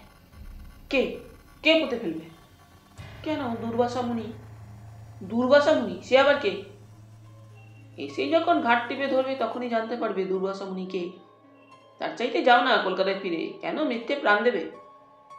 প্রাণের ভয় আমি করি না। প্রাণের ভয় করো না? না। আবার কিছুক্ষণ স্তব্ধতা, কোনো পক্ষেরই কোনো সাড়া নেই। হঠাৎ আবার মেয়েটির কণ্ঠস্বর শোনা গেল, এবারে একেবারে পাশে। এসো, আমার হাত ধরো। আশ্চর্য! চকিতে কণ্ঠস্বর শুনে বিনয় ফিরে তাকিয়েছে। সামনেই অন্ধকারে গুণ্ঠনবতী এক নারী মূর্তি, প্রসারিত হাত। হাত ধরো। গুণ্ঠনবতী নারী আবার আহ্বান জানালো। সে যেন হঠাৎ মাটি ফুঁড়ে উঠেছে একটা চকিত বিস্ময়ের মতো। চলো, আর দেরি করো না, টের পেলে বিপদে পড়বে। মন্ত্রমুগ্ধের মতো বিনয় হাতটি তার বাড়িয়ে দিল। একটি কোমল হাত তার মণিবন্ধ চেপে ধরল। স্পর্শ তো নয়, একটা পুলক কোমল শিহরণ। রহস্যময়ী পথ প্রদর্শিকার এই পথ যে অত্যন্ত সুপরিচিত, চলতে চলতে বিনয় খুব ভালোভাবে সেটা বুঝতে পেরেছিল। ফণিমনসা ও কাঁটাঝোপের মধ্য দিয়ে অন্যথায় এই অন্ধকারে অক্লেশে সহজ গতিতে ওইভাবে কারো পক্ষে এগিয়ে যাওয়া সম্ভব নয়। নিঃশব্দেই দুজনে অন্ধকারে কাঁটাঝোপের মধ্য দিয়ে এগিয়ে চলছিল। এবং ঠিক ওই মুহূর্তটিতে বিনয়ের সমস্ত মন জুড়ে একটিমাত্র স্পর্শের অনুভূতি তার সমগ্র চেতনাকে যেন একটি মিষ্টি স্নিগ্ধ সৌরভের মতোই আমোদিত করে রেখেছিল। যে কোমল পেলব মণিবন্ধটি সে পরম বিশ্বাসে ও আশ্বাসে নিবিড় করে ধরে রেখেছিল, তারই স্পর্শটুকু। মিনিট ৫-৭ ওইভাবে চলবার পর হঠাৎ পথপ্রদর্শিকা বলে উঠল, উফ, হাতটা দিয়ে গেল আমার। কি শক্ত হাতের মুঠো আপনার। লজ্জায় তাড়াতাড়ি বিনয় তার মুষ্টি ছেড়ে দিল। সত্যি আমি দুঃখিত। আচ্ছা, এবারে আমি বিদায় নেব। ওই যে দেখুন সামনে রত্ন মঞ্জিল, এবারে নিশ্চয়ই চিনে যেতে পারবেন। বিনয় তাকিয়ে দেখল, সেই জায়গা, উদ্যানের মধ্যে আজ রাত্রে যেখানে দোতলার নিচে শোবার ঘরের জানালা থেকে সেই লাল আলোর নিশানা চোখে পড়েছিল। হ্যাঁ, এবারে সে চীনের রত্ন মন্দিরে যেতে পারবে, আর পথ হারাবার ভয় নেই। একটু এগিয়ে গেলেই সেই নাট মন্দির, তারপর তো সব তার চেনাই। হ্যাঁ পারবো, ধন্যবাদ আপনাকে। কথাটা বিনয় শেষ হলো না। বিস্ময়ে তখন সে এদিক ওদিক তাকাচ্ছে। আশেপাশে তার কোথাও সেই ক্ষণপূর্বের রহস্যময়ী পথপ্রদর্শিকা নেই। জাদুর মতোই অন্ধকারে কোথায় মিলিয়ে গিয়েছে। তথাপি বৃথাই এদিক ওদিক দু চার পা অগ্রসর হয়ে অনুসন্ধিৎসু কণ্ঠে ডাকতে লাগলো, কোথায় গেলেন? শুনছেন? কোথায় গেলেন? কারো কোনো সাড়া নেই। অকস্মাৎ সে স্বপ্নের মতোই মিলিয়ে গেল অন্ধকারে। কেবল হাতের পাতায় ক্ষণপূর্বের সেই কোমল স্পর্শানুভূতিটুকু লেগে আছে অবশিষ্ট তখনও। এদিকে রাতও প্রায় শেষ হয়ে এলো। রাত্রি শেষের হাওয়ায় কেমন একটা আলতো ঠান্ডা ঠান্ডা ভাব। আকাশের তারাগুলো যেন সারাটা রাত জেগে থেকে এমন ঝিমিয়ে এসেছে তাদের চোখেও বুঝি ঘুম লেগেছে। বিনয় এক পা করে এগিয়ে চলল। সদর দরজাটা হাঁ হাঁ করছে খোলা। নিচের এই সদর দরজাটা তো বন্ধ থাকার কথা, খোলা আছে কেন? এখন মনে পড়লো যাওয়ার সময়ও দরজাটা এমনি খোলা ছিল। দরজাটা বন্ধ করতে যাবে বিনয়, বাইরে কার মৃদু পদশব্দ পাওয়া গেল। থমকে দাঁড়ালো সে। মনোহর। এত রাত্রে মনোহর বাইরে কোথায় গিয়েছিল? মনোহর? ডাকে বিনয়। মনোহরও বোধহয় বিনয়কে দরজার গোড়ায় দেখবে প্রত্যাশা করেনি ওই সময়। বিনয়কে দরজার সামনে দেখে মনোহরও থমকে দাঁড়িয়েছিল। দাদাবাবু আপনি? হ্যাঁ, কিন্তু তুমি এত রাত্রে কোথায় গিয়েছিলে মনোহর? মনোহর তখন তার গায়ের চাদরের নিচে একটা যেন কি লুকাতে ব্যস্ত। বিনয়ের সে ব্যাপারটা নজর এড়ায় না। আগে এই একটু বাইরে গিয়েছিলাম। কখন গিয়েছিলেন? এই তো কিছুক্ষণ আগে। কিছুক্ষণ আগে মানে ঘন্টা 2-3 আগে বলো? আগে না, এই তো মিনিট 10 হবে। কিন্তু এভাবে রাত্রে সদর খুলে রেখে গিয়েছিলে, যদি চোর টোর ঢুকতো? চোর এখানে আসবে কোথা থেকে বাবু? মনোহর দাসের লাঠিকে ভয় করে না, এই তল্লাটে এমন কেউ নেই বাবু। বিনয় বুঝতে পারে আর কথা বাড়িয়ে লাভ নেই। দোতলা সিঁড়ির দিকে পা বাড়ালো। সিঁড়ি অতিক্রম করে নিজের নির্দিষ্ট কক্ষে এসে প্রবেশ করলো। হাত ঘড়ির দিকে তাকিয়ে দেখলে রাত প্রায় 4:45। আর ঘুমাবার চেষ্টা করেও কোনো লাভ নেই। একটা সিগারেটে অগ্নিসংযোগ করে বিনয় খোলা জানালাটার সামনে এসে দাঁড়ালো। শেষ রাতের হাওয়া ঝিরঝির করে একটা স্নিগ্ধ পরশ দিচ্ছে। বারবার মনের মধ্যে এসে উদয় হচ্ছে ক্ষণপূর্বের সেই রহস্যময়ী কৌতুকপ্রিয় পথপ্রদর্শিকার কথাই। কণ্ঠস্বরে ও সামান্য কিছুক্ষণের মৃদু কোমল একটি স্পর্শের মধ্য দিয়ে যে তার অপূর্ব একটি ক্ষণ পরিচয় মাত্র রেখে গিয়েছে। সমগ্র ব্যাপারটা যেন এখনো বিশ্বাস করতে মন চাইছে না। ওই জঙ্গলের মধ্যে কোথা থেকে এলো ওই মেয়েটি? আর সে জানলই বা কি করে যে বিনয় কাঁটা ঝোপের মধ্যে পথ হারিয়ে ফেলেছিল? তবে কি আগে হতেই মেয়েটি তাকে অলক্ষ্য থেকে অনুসরণ করছিল? ওই জঙ্গলের মধ্যে সবকিছুই যেন মনে হলো মেয়েটির সবিশেষ পরিচিত। মেয়েটি বলেছিল দুর্বাসা মুনির কথা। কে সে দুর্বাসা মুনি? মেয়েটি তাকেও ভয় করে। কি বা সম্পর্ক দুর্বাসার সঙ্গে মেয়েটি? সিগারেটটা শেষ হয়ে এসেছিল প্রায়। নিঃশেষিত প্রায় সিগারেটটি জানালা পথে নিচে ফেলে দিয়ে বিনয় শয্যার উপরে এসে গা এলিয়ে দিল। অজগরের চোখের সম্মোহনে যেমন শিকার সামনের দিকে পায়ে পায়ে এগিয়ে আসে, ঠিক তেমনি করে ছোট্টুলাল এগিয়ে গিয়ে মাটিতেই বসে পড়ল। হাত বাড়িয়ে লোকটা ঘরের কোণে প্রজ্বলিত প্রদীপের শিখাটা একটু উস্কে দিল। আলোর তাতে করে বিশেষ 19-20 হলো বলে মনে হয় না। তবে প্রদীপের সেই আলোয় এবার ছোট্টুলাল যেন নিজের অজ্ঞাতেই লোকটার মুখের দিকে তাকালো। অনেকটা স্পষ্ট হয়ে উঠেছে লোকটার চেহারা। মুখ ভর্তি কাঁচা পাকা দাড়ি গোঁফ। বয়স হলেও লোকটার শরীরের বাঁধুনি যেন এখনো অটুটি আছে। পরিধানে একটা লাল রঙের কাপড়, খালি গা, গলায় একটা রুদ্রাক্ষের মালা। দেহের সমস্ত পেশি এখনো সজাগ ও স্পষ্ট। লোকটার দৈর্ঘ্যে প্রায় 6 ফুটের কাছাকাছি হবে। চওড়া বক্ষপট, উন্নত সুদৃঢ় স্কন্ধ, কিন্তু চোখ দুটো হিংস্র জন্তুর মতো যেন ঝকঝক করে জ্বলছে, দুখণ্ড জ্বলন্ত অঙ্গারের মতো। সে চোখের দিকে বেশিক্ষণ তাকিয়ে থাকা যায় না। ছোট্টুলাল দৃষ্টি ঘুরিয়ে ঘরের চারপাশে একবার তাকালো। ঘরের মধ্যে আসবাব বিশেষ কিছুই নেই। এক কোণে একটা টিনের রং ওঠা সুটকেস, একটা মলিন শতরঞ্চি জড়ানো বিছানা, একটা মাটির কুঁজো ও গোটা 2 অ্যালুমিনিয়ামের গ্লাস ও থালা। হঠাৎ ছোট্টুলাল পুনরায় লোকটার ভারী গলার প্রশ্নে চমকে উঠল। তোর নাম কি? ছোট্টুলাল যেন প্রশ্নটা শোনেনি, এমনি ভাব দেখাবার চেষ্টা করলো। এই শুনছিস, তোর নাম কি? আমার? তোর নয় তো কি আমার? আমার নাম গোবিন্দলাল। মুহূর্তে হাত বাড়িয়ে বজ্র মুষ্টিতে ছোট্টুলালের সামনেকার চুলের ঝুঁটি চেপে ধরে প্রবলভাবে দুটো ঝাঁকুনি দিল লোকটা। সেই ঝাঁকুনির চোটে ছোট্টুর মনে হলো তার মাথাটাই বুঝি দেহ থেকে আলাদা হয়ে এলো। দু চোখের তারায় যেন একরাশ সর্ষে ফুল ঝিকমিক করে উঠল। হাপ্পা দেওয়ার আর জায়গা পাসনি বেটা? তোর নাম আমি জানতে পারবো না ভেবেছিস? আমার নাম তো গোবিন্দলালই। তবু পুনরাবৃত্তি করে ছোট্টুলাল। নাম তোর আমি ঠিক জেনে নেব। রত্নমঞ্জিলের চারপাশে কদিন ধরে ঘুরঘুর করছিস কেন বল? ঘুরঘুর তো আমি করিনি। ফের মিথ্যে কথা?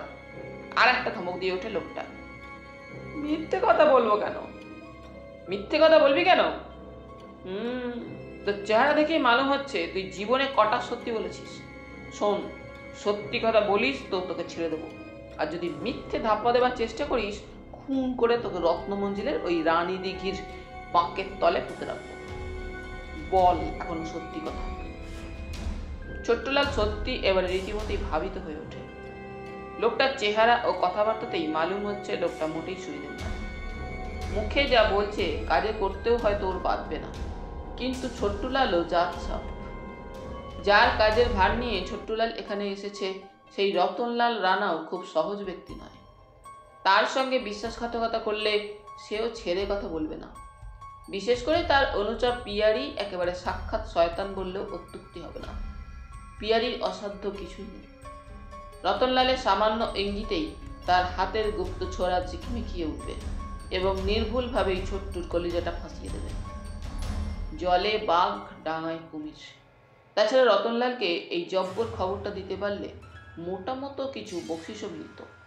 তা সেও তো এখন সুদূর পরাহত। এই দুশ্মনটার হাত থেকে আপাতত কোনো মুক্তির পথও ছোট্টু ভেবেই পাচ্ছে না।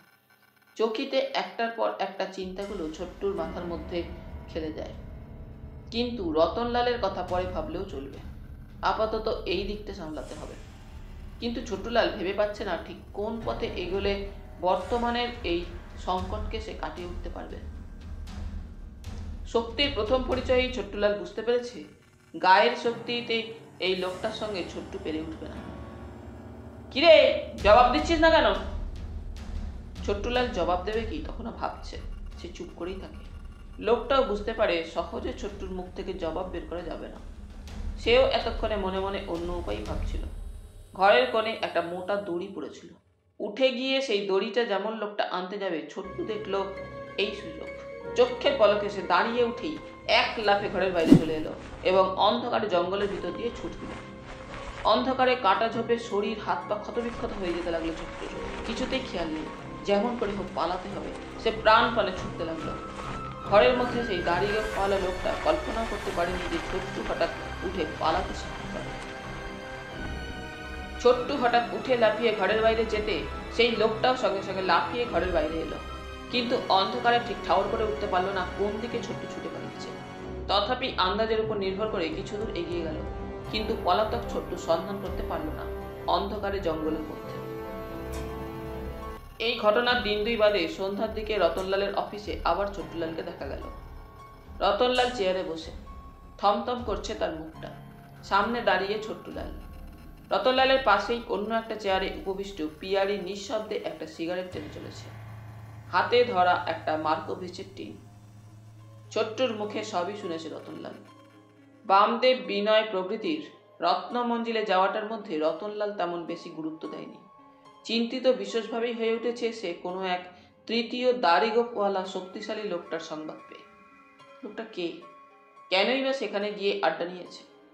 ওই লোকটা কি তবে ওই রত্নমঞ্জিলের আশা নিয়েই ওখানে গিয়ে আড্ডা নিয়েছে, না ওই লোকটাই সেই 2 নম্বর পার্টি যে বেশি টাকার লোভ দেখিয়ে তার হাত থেকে রত্নমঞ্জিল ছিনিয়ে নিতে চায়? পিয়ারির দিকে তাকালো রতনলাল। পিয়ারি বুঝতে পারে রতনলাল তার সঙ্গে একটা কিছু পরামর্শ করতে চায়। গুজরাটি বুদ্ধিতে আর কুলোচ্ছে না। পিয়ারি ছোট্টুর দিকে তাকিয়ে বলল, আচ্ছা ছোট্টু, তুই এখন যা, কাল এই সময় একবার দেখা করিস। ছোট্টু সেলাম দিল। যাচ্ছি, কিন্তু বহরমপুরে আর যেতে পারবো না, শালা একেবারে সাক্ষাৎ দুশ্মন। ছোট্টু চলে গেল। কিছুক্ষণ অতঃপর দুজনেই চুপচাপ বসে থাকে। কারো মুখেই কোনো কথা নেই। রতনলালই প্রথমে স্তব্ধতা ভঙ্গ করলে। পিয়ারে, তোমার কি মনে হচ্ছে? দাঁড়াও, একটু ভাবতে দাও। ক্রমেই সব জটিল হয়ে যাচ্ছে বলে মনে হচ্ছে। যত জটিলই হোক, একটা কথা যেমন করে যে উপায়ে হোক, আমার কিন্তু পিয়ারি ওই রত্নমঞ্জিল চাই। শালা জান কবুল, তবু ওই রত্নমঞ্জিল আমি কাউকে নিতে দেব না। তা যেন হলো, কিন্তু মাঝখান থেকে ওই বেটার দাড়ি কোথা থেকে এলো তাই তো ভাবছি। চলো না পিয়ারি, একবার বহরমপুর ঘুরে আসা যাক। সেখানে গিয়ে ভিড় করে কোনো লাভ হবে না। তার চাইতে আমি বলি কি, এই গোলমালে কাজ কি বাবা, দাও না বাড়িটাকে ছেড়ে। ছেড়ে দেবো? কবি না, বললাম না জান কবুল, শেষ পর্যন্ত দেখব। শোনো রতনলাল, এসব ব্যাপারে জলের মতো টাকা খরচ করতে হবে, পারবে? রাজি আছো? নিশ্চয়ই। কিন্তু শেষ পর্যন্ত বাড়িটা উদ্ধার করে যদি দেখা যায় ওসব গুপ্তধন টন সব সে থাপ্পা, কিছুই নেই, তখন সে টাকার শোক সামলাতে পারবে তো বন্ধু? বড় বাচ্চা আমি, টাকা বহু কামিয়েছি জীবনে পিয়ারি। 1-2 লাখ যদি চায় তো পরোয়া করি না। মোদ্দা কথা, রত্নমঞ্জিল আমার চাই। ঠিক। রানা সজরে টেবিলের ওপরে একটা খুশি বসালো। তাহলে শোনো রানা, এসব ব্যাপারে টাকা তো খরচ করতেই হবে, কৌশলেরও দরকার। ওসব ছোট্টু লালদের দ্বারা হবে না। আমি নিজে যাব বহরমপুর, সেখানে গিয়ে আগে সব ব্যাপারটা ভালো করে বুঝে দেখি, তারপর। কবে যাবে? যত তাড়াতাড়ি পারি যাব, কিছু টাকা দাও। টেবিলে টানা চাবি দিয়ে খুলে এক মুঠো নোট বের করে পিয়ারির সামনে রাখলেন রানা। একান্ত নির্বিকারভাবেই পিয়ারি নোটগুলো নিয়ে পকেটে রাখল। পিয়ারি রানার বহুদিনকার পরিচিত। পিয়ারির ক্ষমতার উপরেও রানার যথেষ্ট আস্থা আছে। যুদ্ধের সময় ব্যবসার একটা অংশ যখন চোরা পথে বাঁকাভাবে চলছিল, সেই বাঁকা পথেই পিয়ারির সঙ্গে আলাপ হয় রতনলাল রানার, এবং সেই আলাপ ক্রমে ঘনিষ্ঠতায় পরিণত হয়। পিয়ারির পদবী কি এবং কোথায় তার দেশ, কি তার জাত, কি মাতৃভাষা, কেউ কোনোদিন জানতে পারেনি। উর্দু, হিন্দি, বাংলা ও ইংরাজি 4 ভাষায় পিয়ারি এত সহজভাবে কথাবার্তা চালাতে পারে যে ওর মধ্যে কোনটা তার মাতৃভাষা বোঝাই দুষ্কর। অত্যন্ত ঢ্যাঙা রোগা, পরিধানে কখনো থাকে দামি স্যুট, প্রত্যেকটা ক্রিজ তার স্পষ্ট, আবার কখনো থাকে পায়জামা পাঞ্জাবি, শেরওয়ানি অথবা ধুতি পাঞ্জাবি, আর তার উপরে জহর কোট। হাতে সর্বদা একটা মার্কোভিসের টিন ও সিগারেট লাইটার। কথাবার্তা বলে খুব কম, এমন একটা কঠিন গাম্ভীর্যের আবরণ দিয়ে সর্বদা নিজেকে আবৃত রাখে যে আপনা হতেই তাকে যেন এড়িয়ে চলবার ইচ্ছা হয় সকলের। পিয়ারি বা মিস্টার পিয়ারি নামেই সে সর্বত্র পরিচিত। পিয়ারিকে বিশ্বাস করবার রতনলালের কারণও ছিল, যেহেতু 2-3 বার অত্যন্ত দুরূহ জটিল ব্যাপারে পিয়ারি তাকে উদ্ধার করে দিয়েছে। তবে পিয়ারির পলিসি হচ্ছে ফেলো করি মাখো তেল। সেই পিয়ারি যখন স্বেচ্ছায় রত্নমঞ্জিলের ব্যাপারটা নিজ হাতে তুলে নিল, রতনলাল সত্যিই অনেকটা আশ্বস্ত বোধ করল। অর্থব্যয় হবে ঠিক, কিন্তু যা হোক একটা ফয়সালা পিয়ারি করে দেবেই শেষ পর্যন্ত একটা কিছু। রতনলালের কাছ থেকে বিদায় নিয়ে পিয়ারি তার অফিস কামরা হতে বের হয়ে গেল। সিঁড়ির সামনে এসে তার সর্বোচ্চ ধাপের ওপর দাঁড়িয়ে হাতের টিন থেকে একটা সিগারেট বের করলো। ওষ্ঠপ্রান্তে সিগারেটটা চেপে ধরে তাতে অগ্নিসংযোগ করলো লাইটারের সাহায্যে। তারপর ধীর মন্থর পদে সিঁড়ি দিয়ে নামতে লাগলো। এতদিন রানা রত্নমঞ্জিলের ব্যাপারটা তার মাথার মধ্যে ভালো করে থিতই নেই। রানার মুখে দু চারবার শুনেছে মাত্র। অবশ্য রত্নমঞ্জিলের মোটামুটি ইতিহাস তার অজ্ঞাত নয়। রত্নমঞ্জিল সম্পর্কে এতদিন সে বেশি মাথা ঘামায়নি, কারণ ওই ব্যাপারে তার এতদিন ততটা ইন্টারেস্ট ছিল না। কিন্তু এবারে তাকে ভাবতেই হবে। রত্নমঞ্জিলের ব্যাপারে খণ্ড খণ্ডভাবে এতদিন যা সে শুনেছে এবং সেগুলো সব একত্রে গ্রথিত করে অখণ্ডভাবে চিন্তা করবার চেষ্টা করে। এ পর্যন্ত রত্নমঞ্জিল সম্পর্কে যা জানা গিয়েছে সেসব কিছু একত্রে দেখলে দাঁড়াচ্ছে যে কোনো কারণেই হোক ওই পুরানো বাড়ি রত্নমঞ্জিলের একটা সিক্রেট বা রহস্য আছে, এবং সেই কারণেই রতনলাল ছাড়াও রত্নমঞ্জিলের দ্বিতীয় খরিদ্দার মাথা তুলেছে। এই দ্বিতীয় খরিদ্দারটি কে? তবে এও ঠিক, লোকটা যে সম্পদশালী তা বোঝাই যাচ্ছে, নচেত রানার সঙ্গে টেক্কা দেওয়ার সাহস হতো না। এই হচ্ছে প্রথম কথা। দ্বিতীয়ত, বামদেব অধিকারী হঠাৎ বহরমপুর গেলেন কেন? তৃতীয়ত, শ্রীমান দাড়িটি কে? একটা দিন ও রাত পুরো নিজের মনে মনে চিন্তা করলো পিয়ারি, এবং নিজের কার্যপদ্ধতিও ছকে ফেলল একটা। তাহলে বন্ধুরা, আজ এই পর্যন্তই। গল্প পাঠ তোমাদের ভালো লেগে থাকলে তোমাদের কাছে আবারও অনুরোধ থাকলো লাইক, শেয়ার এবং সাবস্ক্রাইব করে তোমাদের মূল্যবান মতামত পাঠানোর জন্য। ধন্যবাদ।